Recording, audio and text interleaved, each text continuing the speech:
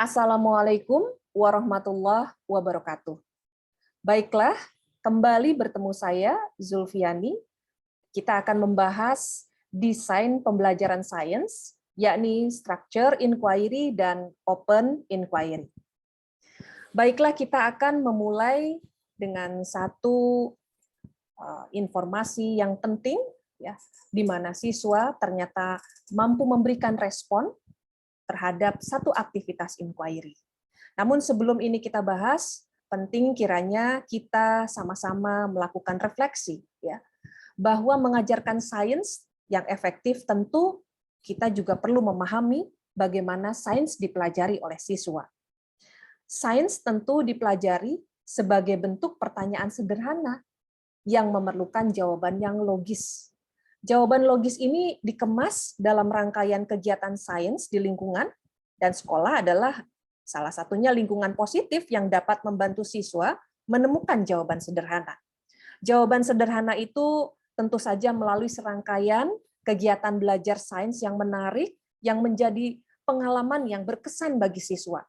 Dan pengalaman-pengalaman yang bermakna tentu akan memberikan kerangka dasar bagi proses berpikir ilmiah, logis bagi siswa.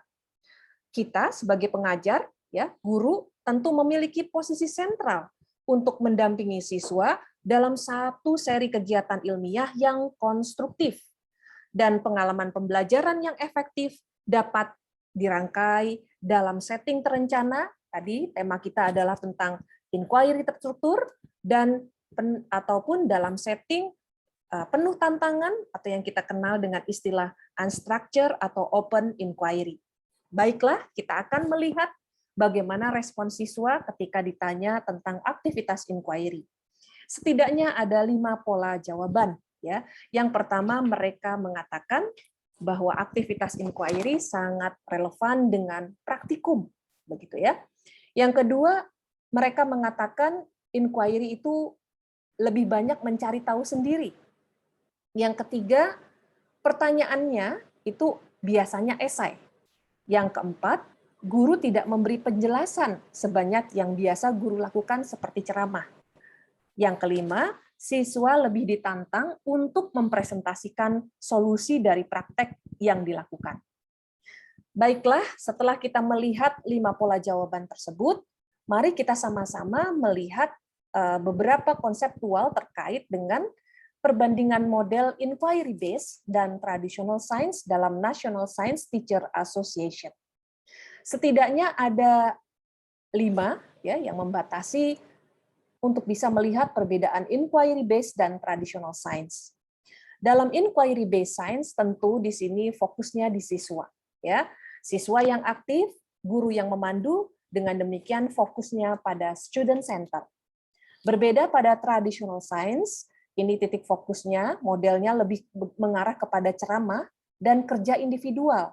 Akibatnya tentu bersifat teacher center. Berpikir kritis, kreativitas pada inquiry based sangat dikembangkan. Sementara pada traditional science ini tidak mampu dikembangkan. Ya, miskonsepsi dapat dicegah dalam inquiry based science, dan traditional science tentu sering terjadi. Ya. Braderman, Elnemer menyatakan bahwa model inquiry menunjukkan hasil yang baik dari aspek materi maupun proses. Sementara Metz menyatakan bahwa model inquiry ilmiah yang telah dikembangkan dapat digunakan oleh siswa dari berbagai jenjang, mulai siswa prasekolah sampai perguruan tinggi. Bahkan ada satu referensi yang penting perlu kita bahas, yaitu dari Joyce et al. Yang menyatakan bahwa model pembelajaran inquiry dapat mengajarkan proses sains yang esensial bersamaan dengan konsep utama dari berbagai disiplin ilmu. Ya. Baiklah, kita akan lihat satu kerangka konseptual yang disampaikan Joyce dalam bukunya Model of Teaching. Di sini kita akan melihat bahwa model inquiry science biologi tentu memiliki 2 dimensi, ya, atau kita sebut dengan 2 perspektif, ya. Yang pertama, kita bisa melihat bahwa model inquiry biologi ini memiliki efek atau sisi pembelajaran ilmiah dan sisi iringan. ya, atau efek iringan. Kita ketahui bersama bahwa pengetahuan ilmiah dan proses penelitian dalam biologi termasuk ke dalam aspek pembelajaran. Sementara komitmen pada inquiry ilmiah, keterbukaan berpikir, semangat dan keterampilan bekerja sama ini masuk ke dalam ranah sisi efek iringan. Tujuan utama dalam model ini tentu mengajarkan proses sains esensial, ya, bersamaan dengan konsep utama dari berbagai disiplin ilmu. Sehingga dalam model inquiry tersebut kita bisa melihat adanya peran aktif dari siswa yang tentu berhubungan dengan permasalahan yang menantang dan memunculkan sikap yang ingin tahu dan motivasi siswa untuk berpikir, bekerja sama yang merupakan bagian dari efek iringan. Baiklah, setelah kita melihat beberapa konsep utama dari inquiry, beberapa referensi, baik itu Waters, Disman, Colburn, NSTA, di sini memperlihatkan adanya leveling atau tingkatan inquiry. Ya. Yang pertama, mengenal dengan istilah level pertama atau level fundamen dari inquiry atau kita sebut structure inquiry.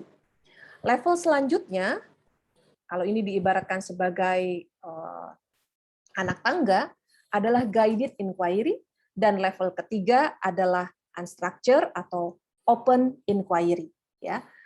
Nah, bisa kita perhatikan di sini bahwa guided inquiry menjadi satu level yang ada di tengah-tengah di antara structure maupun unstructured.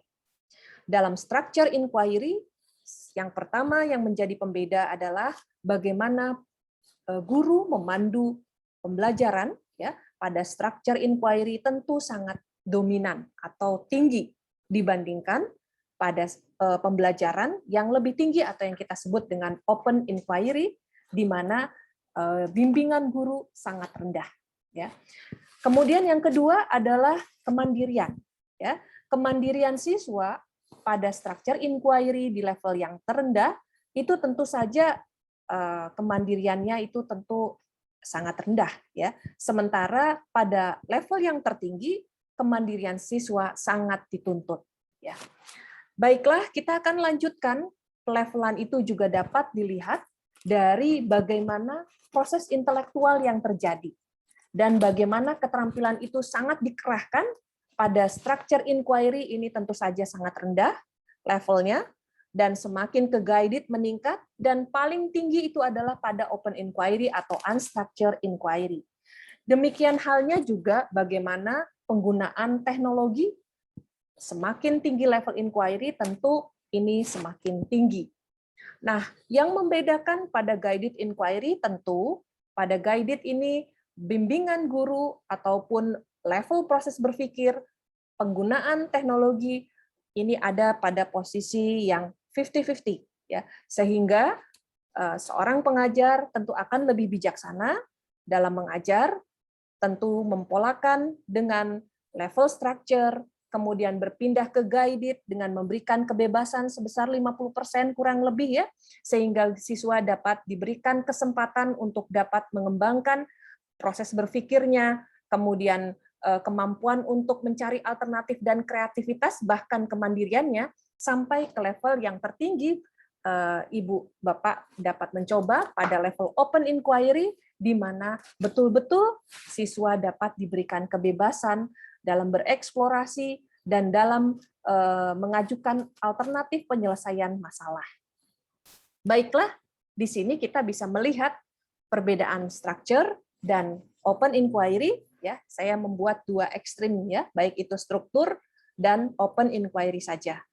Nah, dengan demikian prinsip yang perlu kita perhatikan bahwa konteks masalah pada structure inquiry itu tentu tetap ada pada guru. Sama halnya pada open inquiry. Perbedaannya adalah konteks masalah pada structure ini bersifat lokal. Kemudian kalau pada unstructured, tentu batasan masalah konteks bisa menjadi lebih luas. Pada structure inquiry, fokus pada proses eksplorasi oleh siswa. Fokus desain pada proses, mengaitkan dengan pengalaman siswa itu sendiri, karena di situ akan mengembangkan hubungan, adanya interkoneksi gagasan, dan pengajaran bersifat internal dan dipandu oleh guru.